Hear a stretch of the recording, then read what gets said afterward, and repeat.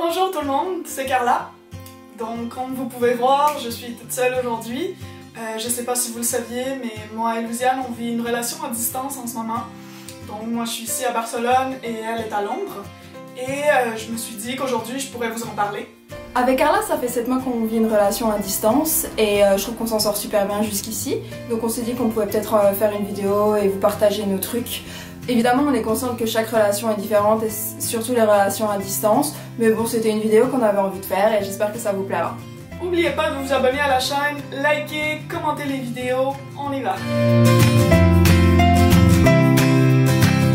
Avant de commencer cette vidéo, on a regardé un petit peu ce que les autres youtubeurs pouvaient donner comme conseils sur les relations à distance et en fait on était assez surprise de voir que oui, il y avait pas mal de conseils avec lesquels on était d'accord, mais par contre d'autres, pas du tout. Un des conseils qu'on avait vu, c'était éviter de sortir et ne buvez pas d'alcool pour ne pas tromper l'autre.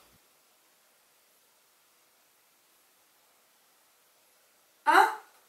Ok, je comprends vraiment l'idée de fond d'éviter de se mettre dans une position où vous allez être tenté, mais je pense qu'à un moment donné aussi, il faut pas arrêter de vivre juste parce que votre copine vit pas dans la même ville que vous.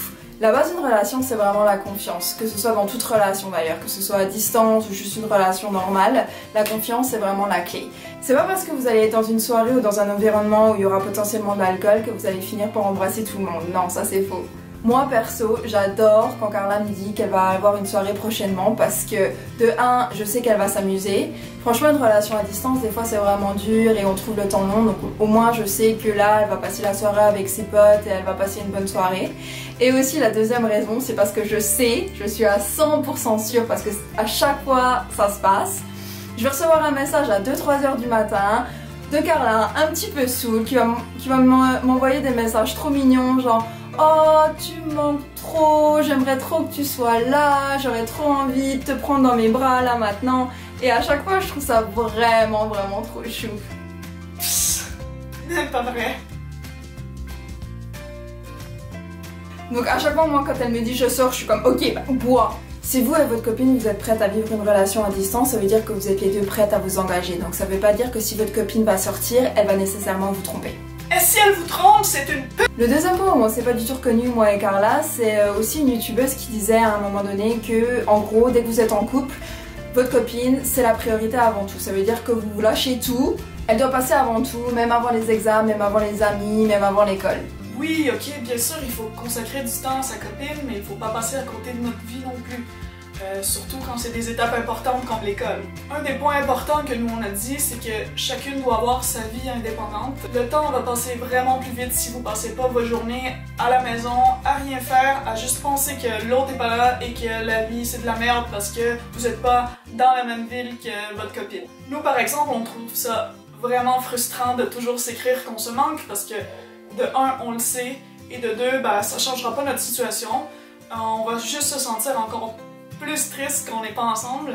Le truc c'est d'équilibrer votre temps. Nous avec Carla par exemple, on aime bien s'envoyer des messages le matin pour se dire bonjour et s'envoyer des messages le soir pour se raconter la journée. Comme ça on a vraiment un équilibre entre la vie qu'on a ici avec nos potes etc.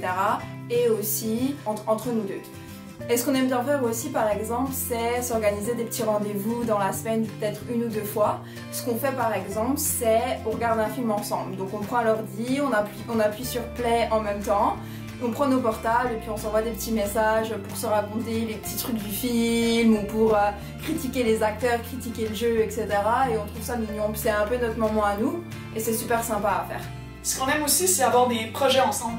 Par exemple, moi et Louisiane, on aime beaucoup la photographie. Donc chaque semaine, on essaye de se donner un défi. Par exemple, on se donne un mot. Ça peut être fragile, lumière.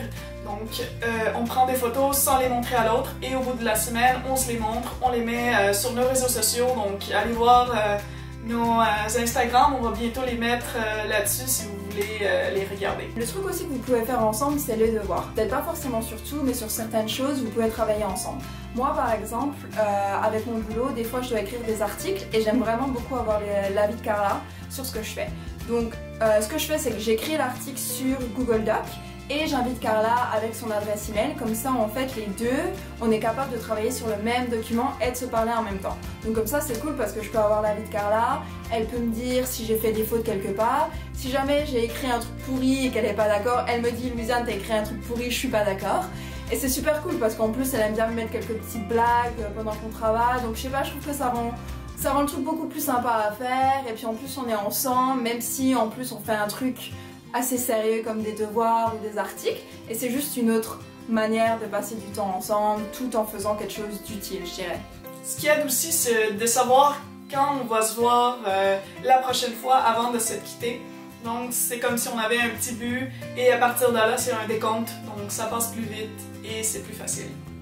Pensez aussi à avoir des petites attentions l'une envers l'autre. Moi je sais que j'adore quand je reçois des petites cartes postales surprises de Carla, ça me fait toujours plaisir. Là j'en ai quelques-unes que je trouve trop chou que j'ai gardées. La dernière qu'elle m'a envoyée c'est celle-là. Wish you were here. Et c'est toujours des surprises, elle me dit jamais quand elle m'envoie ça, donc à chaque fois quand je reçois ça dans la poche, je trouve ça vraiment mignon. Elle m'a envoyé une petite carte d'anniversaire aussi, ou celle-là, You Drive Me Crazy. Je trouve ça vraiment cool comme attention. Vous n'avez pas forcément à faire ça toutes les semaines, mais une fois de temps en temps, ça fait vraiment plaisir. Et enfin, le dernier point qui est important, c'est de communiquer. Donc, il ne faut pas avoir peur de dire à notre copine ce qu'on ressent, parce que c'est sûr qu'il va y avoir des jours où ça va être moins facile, où vous allez être frustré. Ça va forcément arriver un jour que votre copine va faire quelque chose qui va vous énerver. Donc c'est bien important de lui dire, de dire ce que vous ressentez vraiment. Et en même temps, c'est vraiment important d'être à l'écoute de l'autre pour savoir ce que l'autre personne ressent vraiment. Voilà, c'était tout pour cette vidéo, j'espère que ça vous a plu. En tout cas moi je suis super contente parce que dans 5 jours, Carla vient me voir à Londres, donc je pense qu'on va prendre plein de photos et on va les mettre sur notre Twitter et Instagram, donc allez nous suivre si jamais vous avez envie de les voir, et à la prochaine fois pour une autre vidéo. Dites-nous dans les commentaires comment vous vivez votre relation et si vous avez des petits trucs à partager pour nous, pour les autres personnes qui regardent. On se revoit la semaine prochaine pour une autre vidéo. Bye!